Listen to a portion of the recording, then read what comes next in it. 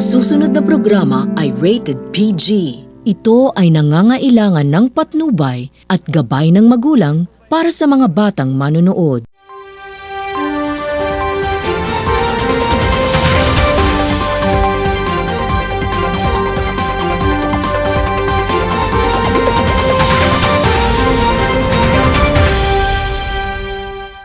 Nagbabalik ang inyong tagapagbalita, Erwin. News on the way! Huli sa isang paralan dahil lalaki na takip ng PDEA dahil sa pagsubok ng pagbenta ng droga sa isang pribadong establishmento. Makikita sa larawan ang dalawang lalaki at ang droga na nasa loob ng maliit na lagyan na kumpiska ng PDEA. Bulampalig naman tayo. Kamustahin natin si Dansoy sa panayam niya sa isang guro.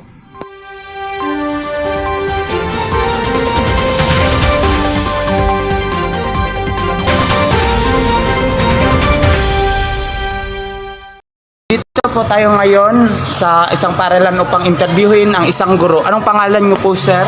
Ako po si Ginoong Eli Poras. May mga tanong po ako dito para sa inyo, sir. Paano nyo po magagamit ang iyong profesional na pag-unlad upang mapabuti ang pag-aaral ng mag-aaral? Alright, napakagandang tanong. Isa po akong guro sa mga hindi nakakaalam. At natural lamang po sa aking profesyon ang isiguro ang pag-unlad ng pagunlad ng aking mga mag-aaral. Ang ginagawa ko po bilang isang guro, ako po ay kasalukuyang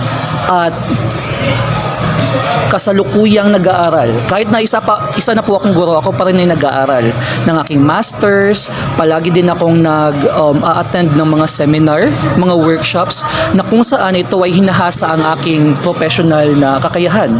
Nang sa gayon, maisiguro ko na magiging maunlad ang pag-aaral ng aking mga mag-aaral. May mga ikalawang tanong po ako, sir. Maraming salamat po. Paano nyo po magagamit ang formative assessment upang sumabay bayan ang pag-unlad ng pag-aaral at ayusin ang iyong pagtuturo? Maraming salamat sa katanungan na iyan. Sa pamamagitan ng formative assessment o tinatawag nating mga pagsusulit, meron po akong iba't ibang uri ng pagsusulit. At sa pamamagitan ng pagkuha ng mga resulta nito, ay nakikita ko po kung saan merong mga kinakailangang iunlad pa or pagbutihin pa na aspeto ng pag-aaral ng aking mga mag-aaral. Bawat formative assessment na ginagawa ko ay mayroon tayong tinatawag na target learning area na kung saan kapag ang mag-aaral ay bumagsak sa spesipikong assessment or pagsusulit na iyon, ay kinakailangan kong igihan ang pagturo pa sa kanya ng paksa na iyon. Sa pamamagitan ng formative assessment na ayon sa katanungan mo, ito ay tinutulungan ako bilang isang guro na maitukoy kung saang banda o anong parte pa ng pag-aaral ang maaari ko pang iunlad or sa wikang Ingles i-enhance para mas masiguro natin ang pag-unlad ng mga mag-aaral. Maraming salamat po, sir. Sa ikatlo kong katanungan, anong mga diskarte ang maaari nyo pong gamitin upang maiba ang pagtuturo at matugunan ang mga pangangailangan ng lahat ng mag-aaral? Maraming salamat. Para sagutin ko ang tanong na iyan, nais ko munang malaman ninyo or sa wikang Ingles disclaimer na dapat po nating alam na ang bawat mag-aaral ay iba't iba. Sila ay unique. Ibig sabihin, meron din silang kanya-kanyang paraan ng pag-aaral, ng pag-aaral na kung saan kinakailangan mo itong ma-address. Kinakailangan mo itong ikonsidera bilang isang guro. Halimbawa na lang ay hindi ka dapat mag-stick, kumbaga hindi ka dapat nakatuon sa iisang klaseng assessment or pagsusulit lamang. Sapagkat yung iba magaling sa memorization, yung iba naman magaling sa verbal, meron ding iba na magaling sa action or sa tinatawag nilang bodily kinesthetic. hindi ka dapat mag-focus lamang sa isang uri ng assessment. Dahil ang mangyayari is yung mga magagaling mag-memorize na estudyante, sila lang yung magkakaroon ng malaki na grado. So ang diskarte ko dyan is dinadamihan ko ang aking pagsusulit. At iba't ibang uri ng pagsusulit ang aking ginagawa na kung saan ito ay magbibigay ng equal na oportunidad para sa mga bata na kung saan hindi lang matitest ang kanilang kakayahan sa pagmemorya, sa pag-judge ng kung anumang paksa. Lahat ng aspeto ng pag-aaral ay maaari nating may-unlad, may-enhance. So, to answer the question, as much as possible, paumanhin sa wikang Ingles, ang ginagawa ng mga guro ay gumagawa sila ng mga iba't ibang uri ng pagsusulit para mas masiguro na tama at eksakto ang tinatawag nating result of assessment o resulta ng pagsusulit. Maraming salamat po, sir. May kanya-kanya tayong lakas at weaknesses. Tama ka dyan. Sa huli kong pagkatanungan, paano nyo po matitiyak na ang lahat ng mag-aaral ay nararamdaman na nakikita, naririnig at pinapahalagahan ng iyong silid-aralan? Napakagandang tanong at very timely as well.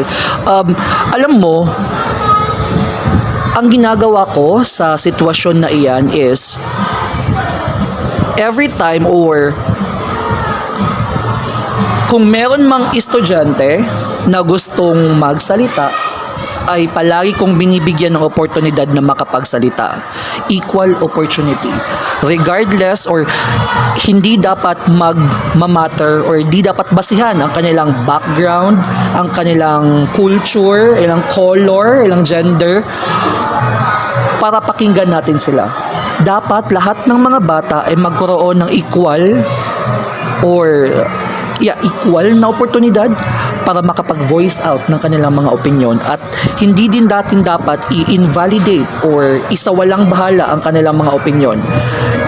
Kung meron man silang tamang opinion, tanggapin natin, i-acknowledge natin, sabihin natin na tama ka, Gabot. For example, tama ka, Gabot. At kung meron man tayong maaaring maidagdag, idagdag din natin para sa kanilang karagdagang kaalaman. So ang ginagawa natin ay as much as possible, lahat ng mga bata ay bibigyan natin ng pagkakataon na makapagsalita.